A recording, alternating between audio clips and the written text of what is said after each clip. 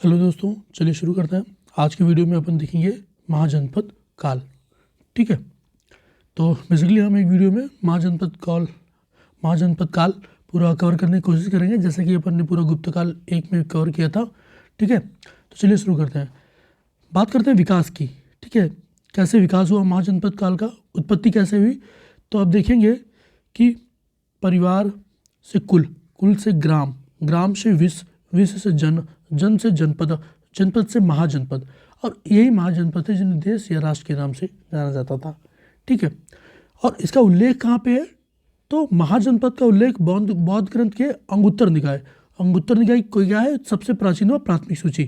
ठीक है, वह जैन ग्रंथ भगवती सूत्र में 16 महाजनपदों की सूची मिलती है। ठीक है, नोट करने वाली बात यह है कि 16 में से 15 महाजनपद उत्तरी भारत में स्थित है, एकमात्र महाजनपद अस्मक है जो कि दक्षिण भारत में स्थित है। ये याद रखिएगा, आपसे यही पूछ लेगा कि इनमें से कौन सा महाजनपद दक्षिण भारत में स्थित है। ठीक है, तो अस्मक। आगे देखते हैं, महाजनपद का नाम देखेंगे, राजधानी देखेंगे और वर्तमान स्थिति। ठीक है, क्वेश्चन में ये पूछ लेता है कि जो मौजूदा जैसे भागलपुर है, तो भागलपुर किस महाजनपद के अंतर्गत आता था। ठीक है, तो ये आप देख लीजिए, अंग, राजधानी चंपा, वर्तमान स्थिति बिहार भागलपुर, मगध, गिरिवराज, राजगृह पाटलिपुत्र, पटना व गया, काशी, वाराणसी, वाराणसी यूपी, कौशल, श्रावस्ती, अयोध्या। ठीक है, का जो दक्षिणी भाग था साकेत, उत्तरी भाग अवध यूपी। ठीक है, ये पूरा एरिया है जो कौशल के अंदर आता था। वज्जी, ठीक है, वैशाली विदेह में। ठीक है, और बिहार मुजफ्फरनगर जो प्रेजेंट है, तो वैशाली और विदिया मिथिला। ठीक है, ये बज्जी के अंदर आता था। मल्ल की बात करें तो कुशीनगर अपावा, प्रेजेंट देवरिया, वत्स कौशाम्बी, इलाहाबाद प्रेजेंट, चेदी शक्तमती नगर जो कि बुंदेलखंड यूपी प्लस एमपी का कुछ भाग। ठीक है, पूरा बुंदेलखंड आप देखते हैं क्या कवर करता है। कुरु इंद्रप्रस्थ जो कि मेरठ व दक्षिणी पूर्वी हरियाणा, पंचाल, अहिछत्र व कपिल, अहिछत्र उत्तरी और कपिल दक्षिणी, वही आज का बरेली वाला रीजन।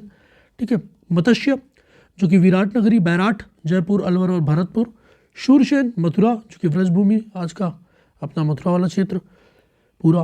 फिर अश्मक, पौधन्य, पोतन एंड पेठन महाराष्ट्र, प्रेजेंट मौजूदा महाराष्ट्र वाला एरिया, अवंती, उज्जैन व माहिष्मती जो कि वही उत्तर भाग और दक्षिण भाग, मालवा एमपी। बात करते हैं गांधार की, तो तक्षशिला प्रेजेंट एरिया पाकिस्तान के पश्चिमोत्तर कश्मीर, कंबोज जो कि राजपुरी हाटक, रजौरी जम्मू कश्मीर, हजार जम्मू कश्मीर और हजारा पाक। ठीक है, पाकिस्तान। बात करते हैं मगध के उत्थान की, तो प्रारंभ में एक छोटा महाजनपद जो अपनी राजनीतिक एकता व धर्म के कारण प्रसिद्ध था। ठीक है, राजधानी गिरिव्रज, राजगृह पाटलिपुत्र, सोन व गंगा नदी के किनारे। ठीक है, अन्य नाम बृहदत्पुरी, मगधपुरी और वशुनगरी। भाई साहब ये नाम पूछ सकता है मगध। ठीक है, मगध की खासियत है ये सब, तो मगध का नाम पूछ सकते क्या था, बृहदत्पुरी, मगधपुरी और वशुनगरी। ठीक है, स्थित कहाँ था, पाटलिपुत्र, सोन व गंगा नदी के किनारे। ठीक है, शुरुआत में एक छोटा सा महाजनपद था। मगध पर शासन करने वाले प्रमुख राजवंश की बात करें तो बृहद्रथ, हर्यक वंश, नागवंश, नंदवंश और मौर्यवंश। जो बृहद्रथ थे, बृहद्रथ के संस्थापक थे बृहद्रथ, हर्यक वंश के बिंबिसार, नागवंश के शिशुनाग, नंदवंश के महापद्मनंद और मौर्यवंश के चंद्रगुप्त मौर्य। ठीक है, बाकी हम अलग अलग कवर ही कर रहे हैं। आप देखिए गुप्त वंश हो रहा है, फिर मौर्य वंश, ये हम ऐसे कवर कर लेंगे तो वही जगह। समय की बात करें तो बृहद्रथ का इतना कंटेक्स्ट भी क्लियर है नहीं, इसलिए अज्ञात लिखा जाता है।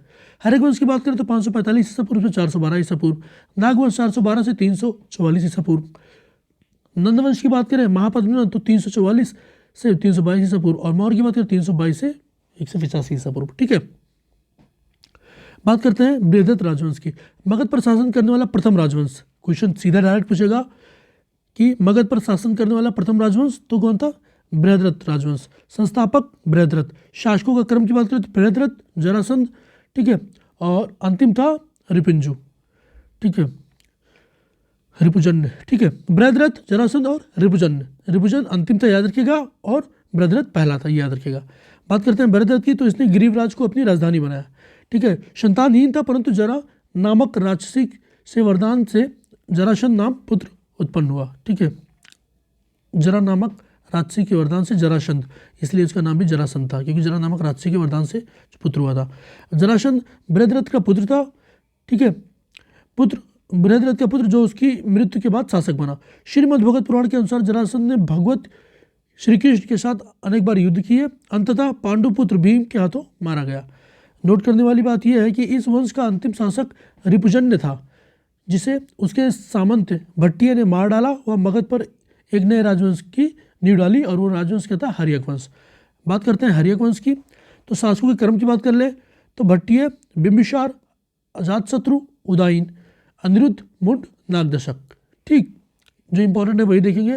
शासनकाल भट्टिय का था 545 से 544 ईसा पूर्व। ठीक, यूनानी इतिहासकार टर्नर के अनुसार, ठीक है,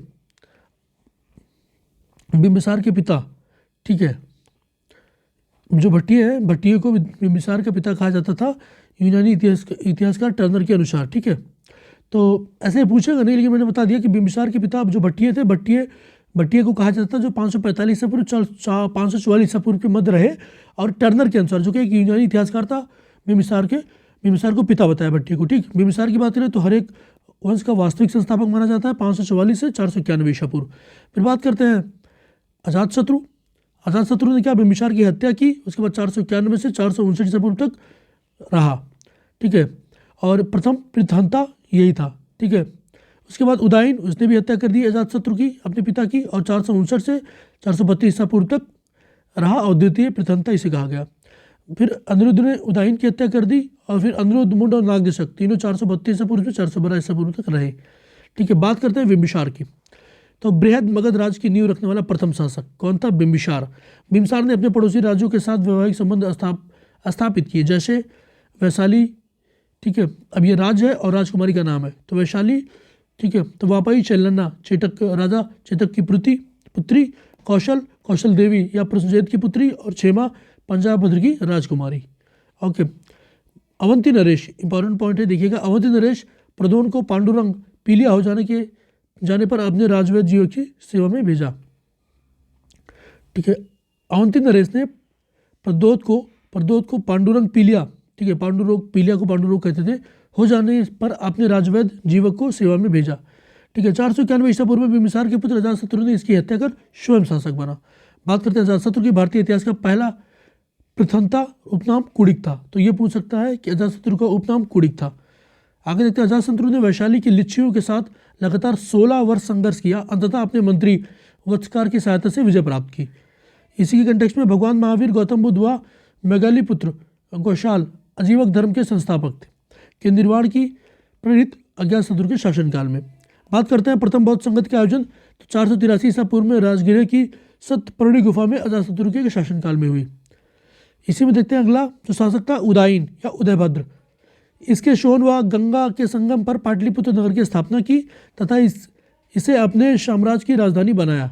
ठीक है, ये देख लेते हैं, इसने सोन व गंगा के संगम पर पाटलिपुत्र नगर की स्थापना की तथा इसे अपने साम्राज्य की राजधानी बनाया। नोट की बात करें, इस वंश का अंतिम शासक कौन था? तो नागदशक था, जिसे बनारस के राज्यपाल शिशुनाग ने मार डाला और मगध पर एक नए नागवंश की स्थापना की। बात करते हैं शिशुनाग वंश, 412 ईसा पूर्व से 344 ईसा पूर्व के मध्य रहा। संस्थापक शिशुनाग थे। शासकों का प्रथम शिशुनाग, कालाशोक। ठीक है, और शासकों का क्रम देख लेते हैं शिशुनाग वंश में, तो शिशुनाग, कालाशोक, नंदीवर्धन, ठीक है, और फिर 9 भाई सामूहिक रूप से राजा रहे। तो शिशुनाग 412 से 393 ईसा पूर्व, कालाशोक 393 से 365, और फिर सारे भाई नंदीवर्धन और सारे भाई मिलकर 365 से 344 ईसा पूर्व के बीच राज किए। बात करते हैं शिशुनाग की, तो शासक बनने से पूर्व बनारस का राज्यपाल था।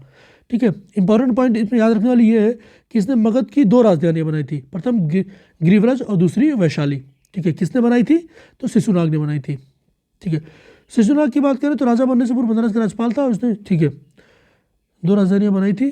ठीक है, इसने गिरिराज को अपनी प्रथम व वैशाली को अपनी द्वितीय राजधानी बनाई थी। ओके, कालाशोक की बात करें तो इतिहास में इसे काकवर्ण कहा जाता है। किसको? कालाशोक को काकवर्ण कहा जाता है।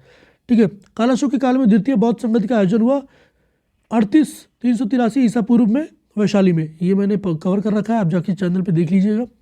5-7 मिनट में पूरी संगतियाँ जो है वो सब कवर कर रखी है बौद्ध की। तो कालाशोक के दरबार में अग्रसेन नामक न्यायी कार्य करता था, वह रानी का प्रेमी बन गया था। रानी की सहायता से कालाशोक हुआ उसके समस्त पुत्रों की मौत के घाट उतार दिया। नोट वाली बात करें तो यूनानी इतिहासकार कार्टियस के अनुसार यही अग्रसेन आगे चलकर महाजनपद के नाम से विख्यात हुआ। महापद्मनन यही जो था, यूनानी इतिहास के कार्टियस के अनुसार यही अग्रसेन, ठीक है, आगे चलकर महापद्मनन के नाम से विख्यात हुआ, जिसने मगध पर एक नए राजवंश नंदवंश की नींव डाली। ठीक है, और ये था कौन बंदा? तो देखिए ना, कालाशोक के दरबार में अग्रसेन नाम का एक नई कार्य करता था। वो रानी का प्रेमी बन गया और रानी के साथ मिलकर कालाशोक व उसके समस्त पुत्रों को मौत के घाट उतार दिया। ठीक है, बात करते हैं नंदवंश की।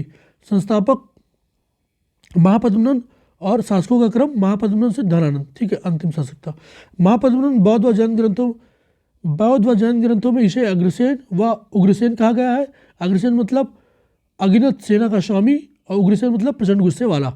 नेक्स्ट बात करते हैं, इसने संपूर्ण पृथ्वी को क्षत्रियों से विहीन करने की शपथ ली, अतः इसे परशुराम की भांति सर्वक्षयांतक, ठीक है, सर्वक्षयांतक या सर्वक्षत्रांतक कहा जाता है। सभी क्षत्रियों को खा जाने वाला। किसे कहा जाता है? अग्रसेन या उग्रसेन को, या महापद्मनन, तीनों याद रखिएगा। मगध का प्रथम ऐसा शासक था जिसने एकराट की उपाधि धारण की और नंदों के समय मगध का विस्तार व्यास नदी तक हो गया।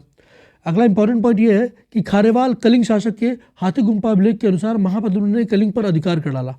ओके, फिर बात करते हैं धनानंद की। तो अतुल धन संपदा का मालिक होने के कारण इसे धनानंद कहा गया। धनानंद ने तक्षशिला के आचार्य चाणक्य कौटिल्य विष्णुगुप्त का अपमान किया और चाणक्य ने धनानंद का समूल विनाश करने की शपथ ली। तक्षशिला वापस लौटते समय चाणक्य ने राजकीलम खेल के दौरान एक शिकारी से 1000 कार्षापर्ण में एक बालक को खरीदा, जो आगे चलकर चंद्रगुप्त मौर्य के नाम से प्रसिद्ध हुआ। आगे देखते हैं, चंद्रगुप्त की सहायता से 323 ईसा पूर्व में धनानंद को मार डाला व मगध पर मौर्य वंश की नींव डाली। ओके, अन्य महत्वपूर्ण तथ्य, नंदों के अत्याचारों का वर्णन किसमें है? तो विशाखा दत्त द्वारा रचित मुद्रा राक्षस में है। ठीक है, किसमें है? तो नंदों के अत्याचारों का वर्णन विशाखा दत्त द्वारा रचित मुद्रा राक्षस में। तो मुद्रा राक्षस किताब है जो विशाखा दत्त ने लिखी है। मुद्रा राक्षस में है क्या, उसकी बात देख लेते हैं। उसमें उसकी तो भारत का प्रथम जासूसी ग्रंथ माना जाता है मुद्रा राक्षस को। इसमें नंदों को क्षत्रिय बनाया गया है। चंद्रगुप्त मौर्य को वृषण कहा गया है, वृषण। ठीक है, चंद्रगुप्त मौर्य को वृषण कहा गया है। आगे देखते हैं, मुद्रा राक्षस पर टीका या रूढ़िराज द्वारा लिखा गया है। दयानंद यूनानी शासक सिकंदर का समकालीन था। सिकंदर ने 326 से 325 ईसा पूर्व में भारत पर आक्रमण किया। तक्षशिला का शासक आम्बी सिकंदर का सहयोगी बन गया, अतः उसे भारतीय इतिहास का प्रथम देशद्रोही कहा जाता है। ठीक है, तो याद रखिएगा, भारतीय इतिहास का प्रथम देशद्रोही कौन था? तो आम्बी। ठीक है, तक्षशिला का शासक था आम्बी, जो सिकंदर का सहयोगी बन गया था 326 से 325 ईसा पूर्व के बीच। ठीक है, और इसीलिए उसे इतिहास का प्रथम देशद्रोही कहा गया है, आम्बी को। नेक्स्ट बात करते हैं, जो इंपॉर्टेंट पॉइंट है, 326 ईसा पूर्व में झेलम नदी के किनारे पुरु राज्य के राजा पोरस व सिकंदर के मध्य युद्ध लड़ा गया, जिसे झेलम या विदिशा का युद्ध कहा जाता है।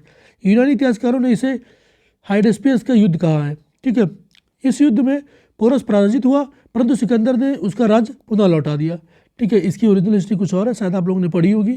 ठीक है, लिखी किसके गई है, कौन हिस्ट्री लिखा है, ये ज़्यादा मैटर करता है कि विजेता कौन। ठीक है, जो विजेता है अगर वो उसी का पक्ष लिखा है तो समझ लीजिए कि हिस्ट्री क्या है लिखी हुई है। देख सकते हैं, नंदों की राजधानी, नंदों की सेना की विशालता को देखते हुए सिकंदर की सेना ने व्यास नदी को पार करने से मना कर दिया और सिकंदर लौट गया। तो दोस्तों, इस वीडियो में अपन ने पूरा का पूरा महाजनपदा कवर कर लिया। ठीक है, और आगे की वीडियो में, नेक्स्ट वीडियो में अपन देखेंगे मौर्यास। तो अपन गुप्ता, महाजनपदास और मौर्यास कवर कर लेंगे। देखिए, ये सब एंशिएंट इंडिया के इंपॉर्टेंट टॉपिक है, तो कोशिश करेंगे कि एक वीडियो में मेजर टॉपिक कवर हो जाए, जिससे आपका रिवाइज करने में आसान रहे। तो ठीक है दोस्तों, बने रहिए अपने चैनल पर। प्लीज़ लाइक करें, शेयर करें, सब्सक्राइब करें। Thank you very much.